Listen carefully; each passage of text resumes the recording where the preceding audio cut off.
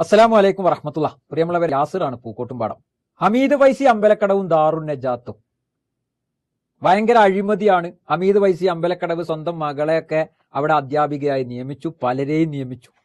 അങ്ങനെ ശമ്പളം ഡബിൾ വാങ്ങിയ ആളുകളുണ്ട്, കോടിക്കണക്കിന് ഉറുപ്പ്യ അതിലൂടെ നേടിയെടുത്തു എന്നൊക്കെ പറഞ്ഞുകൊണ്ട് അവിടുത്തെ അധ്യാപകനായിരുന്ന ഉസ്സം മാഷി എന്നറിയപ്പെടുന്ന വ്യക്തി, അദ്ദേഹത്തെക്കുറിച്ച് പറയുകയാണെന്നുണ്ടെങ്കിൽ പിന്നെ കെ ടി മാനു മുസ്ലിയാരുടെ ആ കാലം മുതൽ അവിടെ പഠിച്ച് അദ്ദേഹത്തിന്റെ ആ ഒരു അനുമതിയോട് കൂടി അവിടെ അധ്യാപകനായി അത്തരത്തിൽ ജോലി ചെയ്ത ഒരു വ്യക്തിയാണ് എന്നുള്ളതാണ് എന്റെ അറിവ്. ഞാൻ ഈ വിഷയത്തിലെ അതായത് നമ്മൾക്ക് ഇതിൽ വേറൊന്നുമില്ല. ദാറുൻ നജാത്ത് പോലെ കെ ടി മാനു മുസ്ലിയാർ എന്ന് പറയുന്ന മഹാനായ പണ്ഡിതന്റെ നേതൃത്വത്തിൽ വന്ന് ഇന്ന് വളരെ അഭിമാനമായി ഒരുപാട് കുട്ടികൾ വിദ്യാഭ്യാസത്തിലൂടെ മറ്റുമൊക്കെ മുന്നോട്ട് പോയിക്കൊണ്ടിരിക്കുന്ന ഒരു സ്ഥാപനത്തെക്കുറിച്ചുമൊക്കെ ആരോപണം വന്നപ്പോഴേ, ഇതിപ്പോ 2-3 ദിവസമായിട്ട് ഈ ആരോപണം നടക്കുന്നുണ്ട്.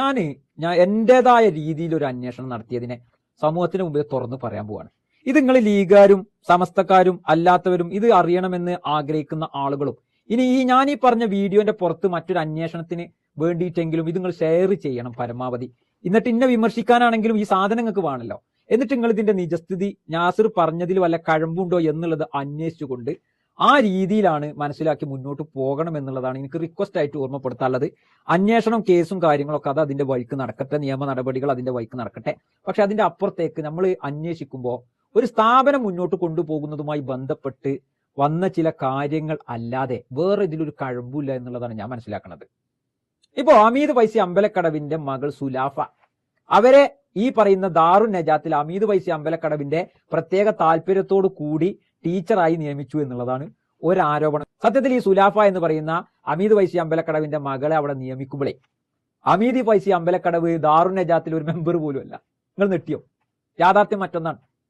ഹമീദ് ഫൈസി അമ്പലക്കടവ് ഈ സുലാഫയെ നിയോഗിക്കുന്ന സമയത്ത് ഒരു മെമ്പർ പോലുമല്ല എന്ന് ഞാൻ പറഞ്ഞാൽ നിങ്ങൾ അത് അന്വേഷിക്കണം. നിങ്ങൾ ആ നാട്ടുകാരോട് ചോദിക്കണം. സ്ഥാപനത്തിൽ പോയിട്ട് അവിടുത്തെ ആളുകളുമായി ബന്ധപ്പെട്ട് ചോദിക്കുക. യാസിർ പൂക്കോട്ടുംപാടം എന്ന് പറയുന്ന ഒരു ചങ്ങായി ഇങ്ങനെ നിന്നുങ്ങാണ്ട് ഈ വിഷയത്തിൽ സംസാരിച്ചതിൽ വല്ല യാഥാർത്ഥ്യം ഉണ്ടോ?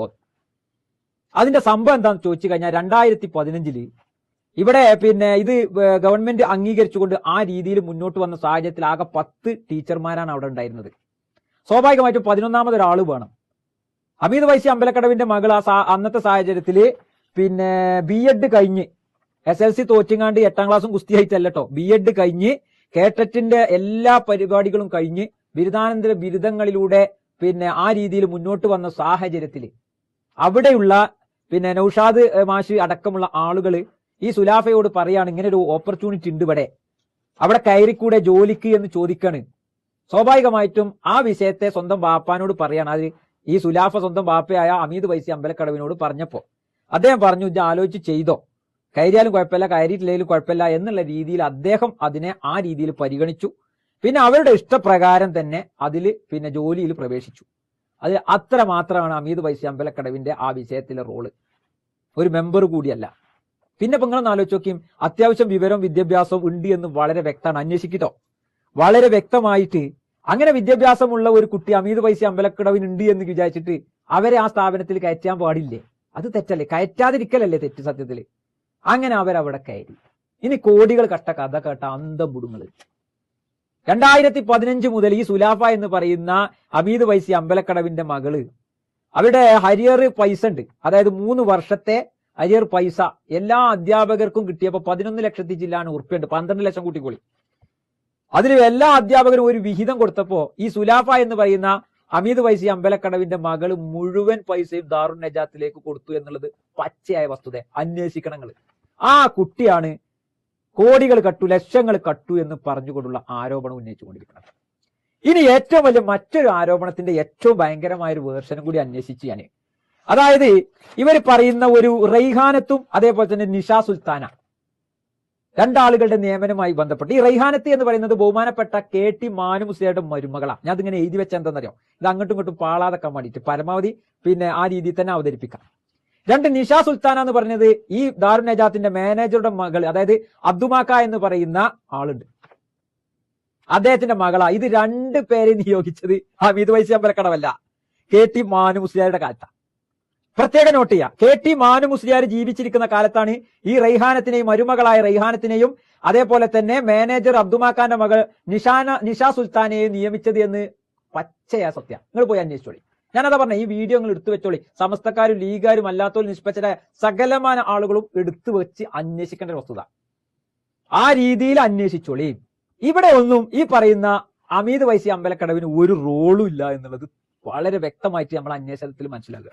മാത്രമല്ല അവരെ മാത്രമൊന്നല്ല കേട്ടോ, KT മാനു മുസ്ലിയാരുടെ നേതൃത്വത്തിൽ അവിടെ എത്രയോ സമസ്തയുടെ അതേപോലെ തന്നെ പ്രഗത്ഭരായ ആളുകളുടെ മക്കളെ ഒക്കെ അവിടെ ജോലിക്ക് എടുത്തിട്ടുണ്ട്. ഞങ്ങൾക്ക് വായിച്ചു തരാം. നിങ്ങൾക്ക് അറിയാവുന്ന വലിയ പണ്ഡിതന്മാരുടെ മക്കളാണ്. ഇതാ ഒന്ന് മൊയ്തീൻ കുട്ടി വാക്കോട് ഉസ്താദിന്റെ മകൻ ദാറുൻ നജാത്തിൽ ജോലി ചെയ്യുന്നുണ്ട്. KT മാനു മുസ്ലിയാരുടെ നേതൃത്വത്തിൽ കൊണ്ടുവന്നതാണ്.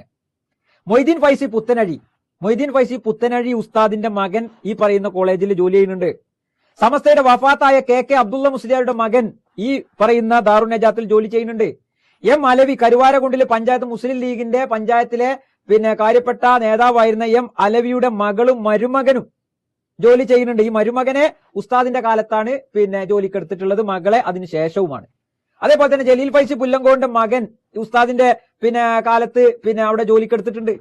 അതേപോലെ തന്നെ കുഞ്ഞാണി മുസ്ലിയാർ ഇപ്പൊ ജീവിച്ചിരിപ്പില്ല, അദ്ദേഹത്തിന്റെ മകൻ ഇപ്പൊ അവിടെ ജോലി ചെയ്യുന്നുണ്ട്. ഇതൊക്കെ ഈ രീതിയിൽ KT മാനു മുസ്ലിയാരുടെ നേതൃത്വത്തിൽ അദ്ദേഹത്തിന്റെ ആ ഒരു ത്യാഗപൂർണമായ ആ ഒരു ഭയങ്കരമായ ഇഷ്ടത്തോടു കൂടി അദ്ദേഹത്തിന്റെ നേതൃത്വത്തിൽ തുടങ്ങിയ ഒരു സ്ഥാപനമാണ്.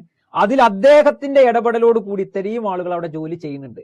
ഇതൊന്നും അമീദ് വൈസി അമ്പലക്കടവിന്റെ ആ ഒരു എന്താ പറയാ സ്വേച്ഛാധിപത്യോ അല്ലെങ്കിൽ അങ്ങനെയാണ്. സ്വന്തം മകളെ നിയോഗിക്കുമ്പോൾ വരെ അമീദ് വൈസി അമ്പലക്കടവ് ഈ ദാറുൻ നജാത്തിന്റെ ഒരു മെമ്പർ പോലും അല്ല എന്നുള്ളതാണ് നമുക്ക് കിട്ടിയ അന്വേഷണത്തിൽ മനസ്സിലാകുന്നത്. നിങ്ങളും അന്വേഷിച്ചോളി. അപ്പൊ നിങ്ങൾക്ക് ഈ വിഷയം നിയോഗിച്ചതുമായി ബന്ധപ്പെട്ടുള്ള വിഷയത്തിൽ നമ്മൾ അന്വേഷിച്ചപ്പോഴുള്ള യാഥാർത്ഥ്യങ്ങളെ മുന്നിൽ വെച്ചു. ഇനി ഡബിൾ സാലറി വാങ്ങിയ ഒരു വിമർശനം ഈ പറയുന്ന ഉസ്താദ് മാഷ് ഉന്നയിച്ചപ്പോ എന്താണ് ഈ ഡബിൾ സാലറി എന്നുള്ള സംഗതിയിൽ ഒരു അന്വേഷണം നടത്തി. അപ്പൊ എന്താ സംഭവം എന്ന് അറിയുന്നത്, 2003 കോളേജിന് ബേസിക് സാലറി DA ഇല്ലാത്ത സാലറി അനുവദിച്ചു. വളരെ കുറഞ്ഞ പൈസ, മനസ്സിലായി. അപ്പോ അല്ലാതെ സെൻട്രൽ ഗവൺമെന്റിന്റെ കെട്ടിടവും അനുവദിച്ചു.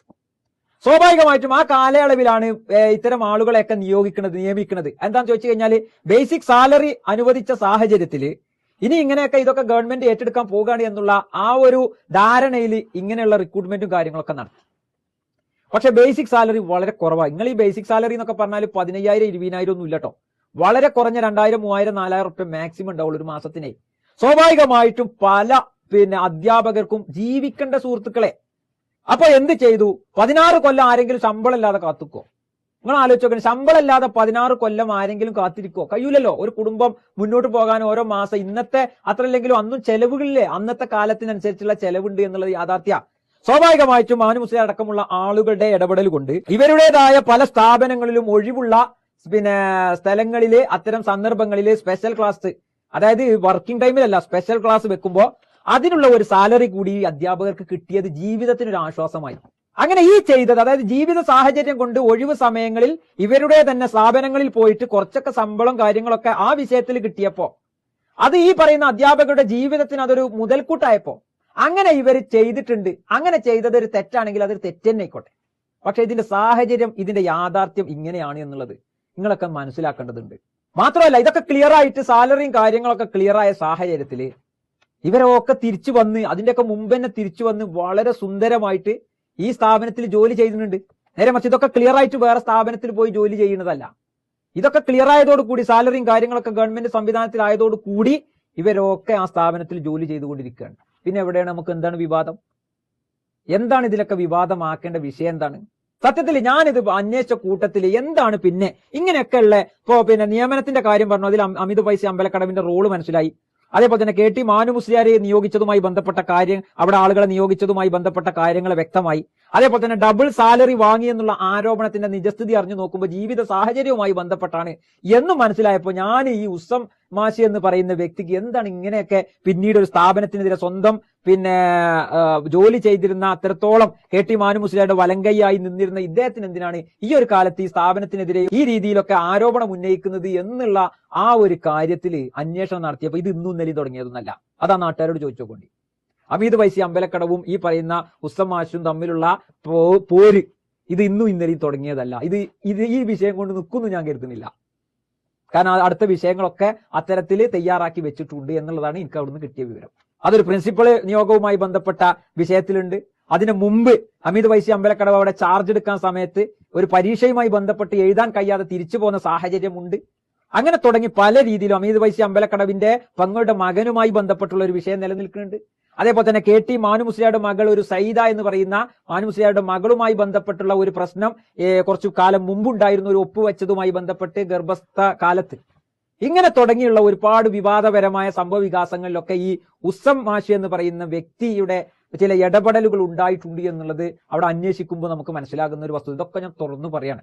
ഏതായാലും അന്വേഷണങ്ങളും കാര്യങ്ങളും ഒക്കെ കൃത്യമായി നടക്കട്ടെ. നേരെ മറിച്ച് ഇവിടെ അദ്ദേഹം ഉന്നയിച്ച ആരോപണവുമായി ബന്ധപ്പെട്ടുള്ള അന്വേഷണത്തിൽ ഹമീദ് ഫൈസി അമ്പലക്കടവ് എന്ന് പറയുന്ന ഇപ്പോഴത്തെ നിലവിലെ അതിന്റെ രക്ഷാധികാരി ഈ റിക്രൂട്ട്മെന്റ് നടക്കുന്നതുമായി ബന്ധപ്പെട്ടുള്ള കാലയളവ് നോക്കുമ്പോഴോ അതിന് മുമ്പ് നിയോഗിച്ചതുമായി നോക്കുമ്പോഴോ ഡബിൾ സാലറി വാങ്ങിയതുമായി ബന്ധപ്പെട്ട് നോക്കുമ്പോഴോ അല്ലെങ്കിൽ സുലാഫ എന്ന് പറയുന്ന മകള് ലക്ഷങ്ങളും ഇങ്ങനെ ജോലി ചെയ്യാതെ ഉണ്ടാക്കിയെന്ന് പറയുമ്പോഴോ ഈ സ്ഥാപനത്തിന് അത് തിരിച്ചു കൊടുത്തു എന്നുള്ളതും അതേപോലെ തന്നെ സുലാഫയെ നിയോഗിക്കുമ്പോൾ ഹമീദ് ഫൈസി അമ്പലക്കടവ് ഒരു മെമ്പർ പോലും അല്ല എന്നുള്ളതും KT മാനു മുസ്ലിയാരുടെ നേതൃത്വത്തിൽ എത്രയോ സമസ്തയുടെയും മുസ്ലിം ലീഗിന്റെയും നേതാക്കന്മാരുടെ മക്കളെ അവിടെ നിയോഗിച്ചിട്ടുണ്ട് എന്നുള്ളത് അറിയുമ്പോഴും പിന്നെ എവിടെയാണ് കൂട്ടരെ പ്രശ്നം? ഏതായാലും ഇതുകൊണ്ടൊക്കെ നശിച്ചു പോകുന്നത് നല്ലൊരു സ്ഥാപനത്തിന്റെ പേരും പ്രശസ്തിയുമാണ്.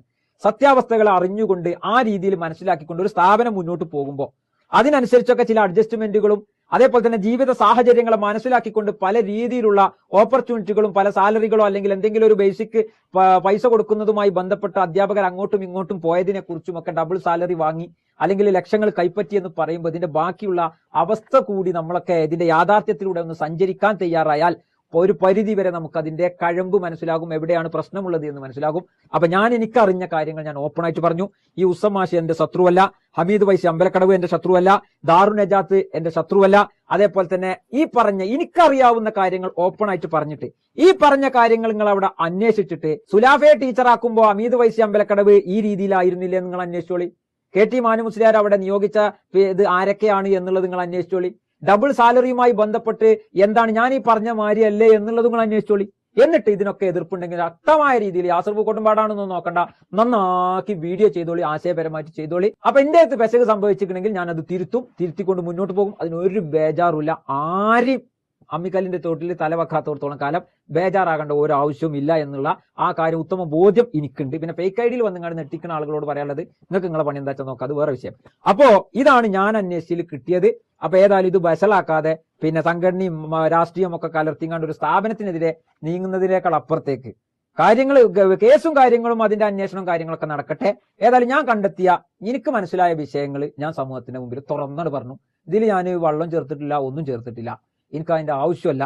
അപ്പൊ നിങ്ങൾക്ക് ഷെയർ ചെയ്യാനുള്ളവർക്ക് ഷെയർ ചെയ്യാം. ഇതാണ് ഇതിന്റെ അവസ്ഥ. അപ്പൊ പറഞ്ഞ മാതിരി ഇൻഷാല്ലാ ബാക്കി ഒരു വീഡിയോ ചെയ്യട്ടെ. അപ്പൊ അതുമായി ബന്ധപ്പെട്ടുള്ള ആരോപണങ്ങളുമായിട്ട് അന്വേഷിച്ചിട്ട് അതിന്റെ നിജസ്ഥിതികൾ എന്താണോ അത് നമ്മൾ വീണ്ടും നിങ്ങളെ മുമ്പിൽ പറയും. നിങ്ങളെ മുമ്പ് തന്നെയാണ് ഇത്രയും കാലം പറഞ്ഞിട്ടുള്ളത്. ആ പറഞ്ഞതിൽ ഇന്ന് വരെ ഒരു മാറ്റങ്ങളൊന്നും വന്നിട്ടില്ലല്ലോ. അപ്പൊ ഇതിന്റെ അവസ്ഥകൾ ഇങ്ങനെ തന്നെയാണെന്നാണ് ഞാൻ മനസ്സിലാക്കുന്നത്. ഇപ്പൊ നിങ്ങൾ ഇത് കേൾക്കുക, ഇത് ഷെയർ ചെയ്ത് വെക്കുക. ആവശ്യമുണ്ടെങ്കിൽ ഇന്നെ വിമർശിക്കാനാണെങ്കിലും ഉൾക്കൊള്ളാനാണെങ്കിലും ഇത് അനിവാര്യമാണ്, ആവശ്യമാണ് എന്ന് ഓർമ്മപ്പെടുത്തിക്കൊണ്ട് എല്ലാവർക്കും നന്മകൾ വരട്ടെ. നന്മക്കായി പ്രാർത്ഥിച്ചുകൊണ്ട് നിർത്തുന്നു. അസ്സലാമു അലൈക്കും വറഹ്മത്തുള്ളാഹി വബറകാതുഹു.